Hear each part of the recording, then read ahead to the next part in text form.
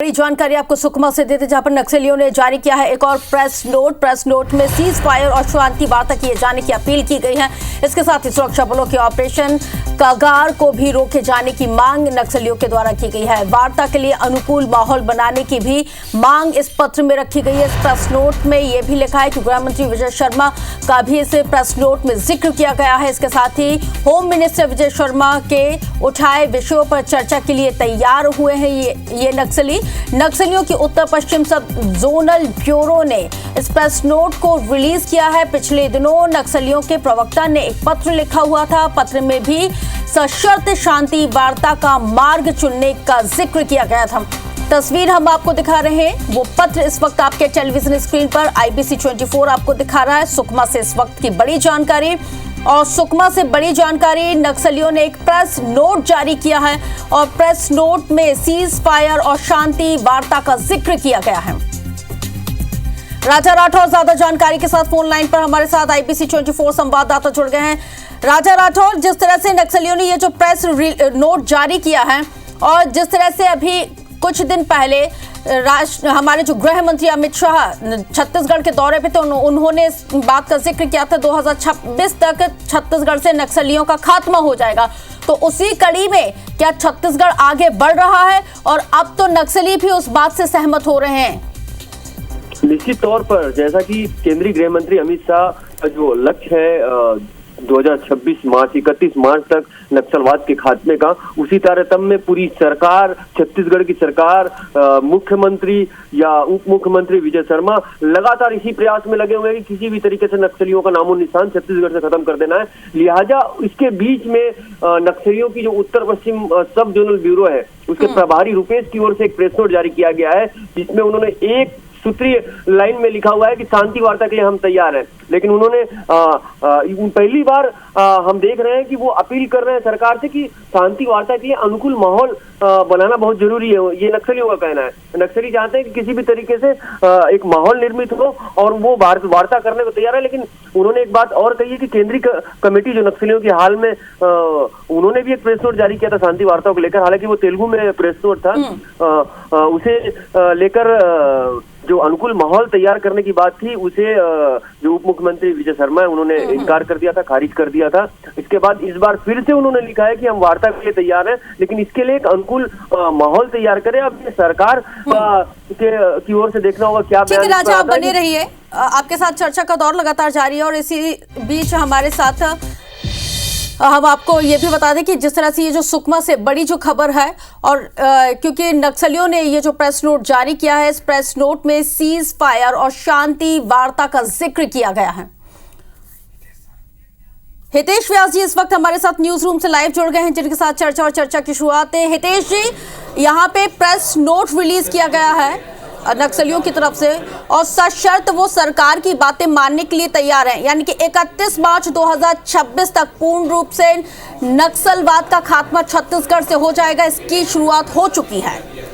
बिल्कुल, देखिए रश, इसको दो तरीके से लिया जाना चाहिए, क्योंकि पिछले एक हफ्ते के दौरान नक्सलियों की तरफ से ये दूसरी बार इस तरह का पत्र आया है। इससे पहले जो पत्र आया था वो नक्सलियों के प्रवक्ता की तरफ से आया था। उसमें सशर्त बातचीत का उन्होंने बात रखी थी कि पहले आप जो ऑपरेशन चला रहे हैं उस ऑपरेशन को बंद कीजिए और अनुकूल माहौल बनाइए, उसके बाद हम इस पर वार्ता करेंगे। अब उसी चिट्ठी का जिक्र करते हुए एक और आज प्रेस नोट जारी किया गया है। इस प्रेस नोट में चूँकि उत्तर पश्चिम सब जोनल ब्यूरो की तरफ से ये प्रेस नोट जारी किया गया है, और उनके जो प्रभारी हैं उसमें उस पहली चिट्ठी का भी जिक्र करते हुए लिखा है कि जैसा हमने पहले मांग की थी कि अनुकूल माहौल बनाया जाए। और सबसे खास बात ये भी है रश्क कि इस चिट्ठी में इस बार जो प्रेस नोट जारी हुआ है, इसमें बाकायदा गृह मंत्री जो विजय शर्मा का भी जिक्र है। यानी विजय शर्मा का जिक्र करते हुए उन्होंने कहा है कि हमने जब पिछली चिट्ठी में जब मांग रखी थी तो उन्होंने उन मांगों को नहीं माना। तो वो कह रहे हैं कि तमाम उनकी बातों पर हम लोग बातचीत करने को तैयार हैं, लेकिन पहले अनुकूल माहौल बनाया जाए। अब इसे दो तरीके से ले सकते हैं। एक तो ये, जैसा आपने लगातार जिक्र किया कि एक डेडलाइन बनाकर जिस तरह से केंद्र सरकार, राज्य सरकार मिलकर नक्सलियों का खात्मा कर रही है, एक के बाद एक नक्सल मोर्चे पर जिस तरह से बड़ी कामयाबी मिल रही है, तो नक्सल जितने भी ग्रुप्स हैं इनके बीच में ज़बरदस्त दबाव है, मनोवैज्ञानिक दबाव भी पड़ रहा है, एक के बाद एक लगातार कामयाबी मिल रही है। तो इसे उस रूप में देख सकते हैं कि उस दबाव के चलते अब शांति वार्ता की तरफ आगे आ रहे हैं। लेकिन शांति वार्ता की अपील में भी देखिए कि वो शर्त रख रहे हैं कि ये शर्तें हमारी हैं, उन शर्तों के आधार पर ही हम बातचीत कर पाएंगे। हितेश जी, लेकिन नक्सलियों की एक प्रोनोलॉजी भी रही है। जब जब उन्होंने सशर्त बातों को माना है, उसके बाद उन्होंने घातक प्रहार भी किया है। हम इससे बिल्कुल भी मतलब इतर नहीं सोच सकते। हमारे पास कई ऐसे एग्जाम्पल हैं और उस दौरान हमने अपने कई जवानों की शहादत को भी महसूस किया है और देखा भी है। हमने कई जवान यहाँ पे खोए हैं, तो उनकी एक अलग ही प्रोनोलॉजी है। तो क्या हम दोनों ही, जिस तरह से जो छत्तीसगढ़ ये जो नक्सली हैं जो लगातार सशर्त बातचीत के लिए यहाँ पे प्रेस नोट भी रिलीज कर रहे हैं, सरकार की बात मानने के लिए भी और अनुकूल माहौल बनाने का भी जिक्र कर रहे हैं, हम कितने तैयार हैं हर एक लेवल पे?